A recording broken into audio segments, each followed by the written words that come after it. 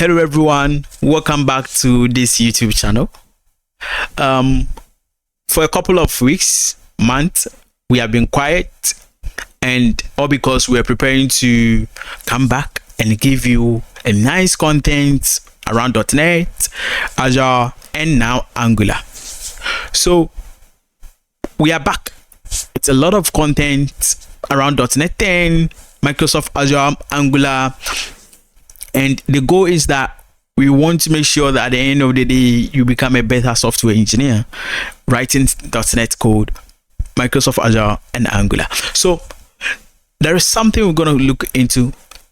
.NET 10 is out, everybody is talking about, but there's one thing that has changed. If you are using Visual Studio 2026, which I have it open here, and this feature was introduced in .NET 9, but most people were not paying attention to.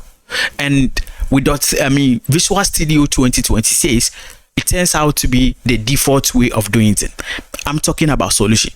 And if you're a .NET developer, you know about the solution already. And if you are new to .NET, solution is a way we can say is your starting point. So if you are from Node.js, you mostly have, if you are from React, mostly you have some kind of main.js or app.js stuff. Whenever the application run is use that.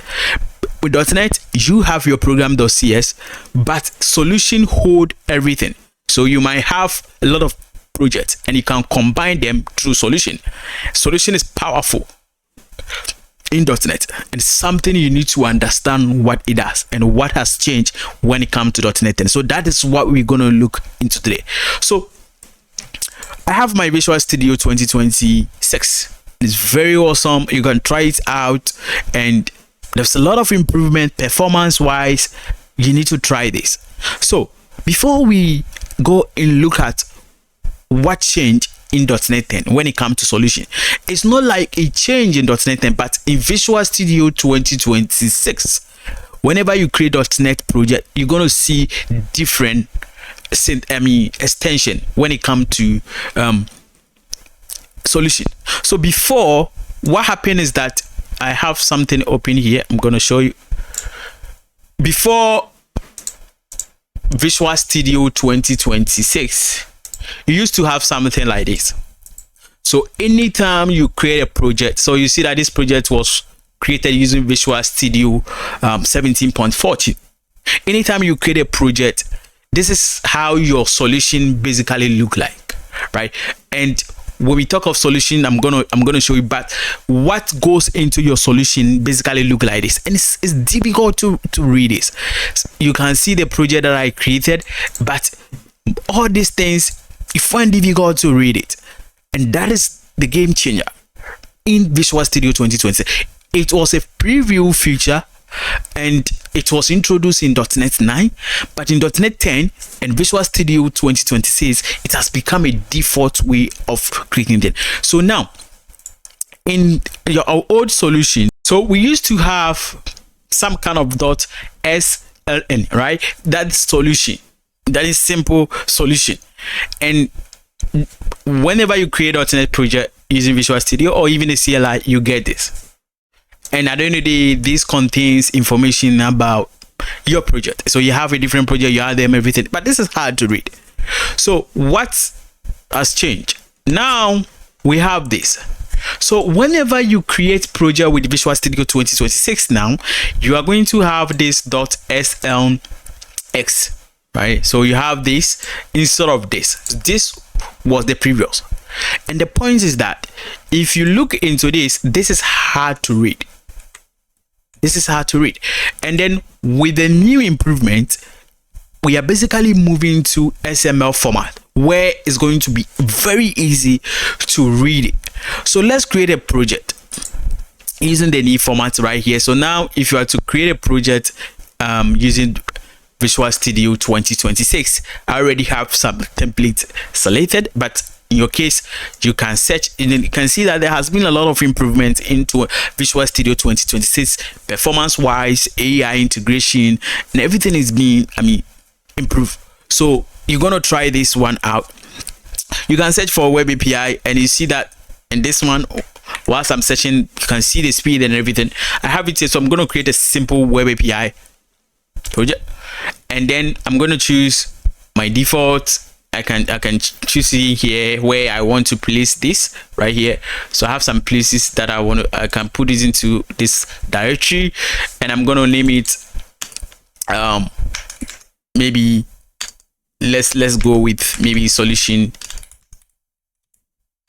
API, just a text name and everything. And then we go in here, and then we go everything default, right? Because we are not going to do anything complicated in here. So it's going to create in here, and I'm going to bring my Visual Studio here, so you can see my Visual Studio. And then when you look in here now, you see that I have a solution, right? So this is the normal solution that mostly in Visual Studio you will not see this, right? But I'm going to open it, and then you see what is inside. So now whenever you create a project with this Visual Studio 2026, we are moving from the normal SLN, right, to something new. And if I'm to go back here and then open this, right, so we want to basically see what is in the solution. So to do that, we can basically open this with VS Code. So I can open this here in VS Code. I just want to make it very easy for you to see what is inside. So we just want to see the view of what is in here, what is in the solution. So I'm going to bring VS Code here with everything inside. So let's look into VS Code right here. Let me bring it here. Let me change this right here to .NET backend, and this is going to be easy for us. And you see that now this is kind of easy to read. XML is easy to read as you compare to this, right? So when you compare to what we used to have, which is this, right, it was hard. So what is happening in here is that you can see the extension right here is sort of now there is X attached to it, right? So you can basically, initially you were having this, right? So you used to have that. So you can see this is what we used to have initially. By now, if I want to go and change this, right, to the normal format. So most of you have been seeing this, and maybe you are asking yourself what is happening, what is going on. Why is it that we now have this SLNX instead of normal SNN? So that is the improvement. I will link the blog post about the whole of idea behind this, and this from Microsoft is kind of improving performance, and this is the new way. So nothing has changed. The way you use solution is the same, but now your solution is going to take XML format instead of the normal way that we used to have. This is difficult to read, and it has a lot of things. So this is it.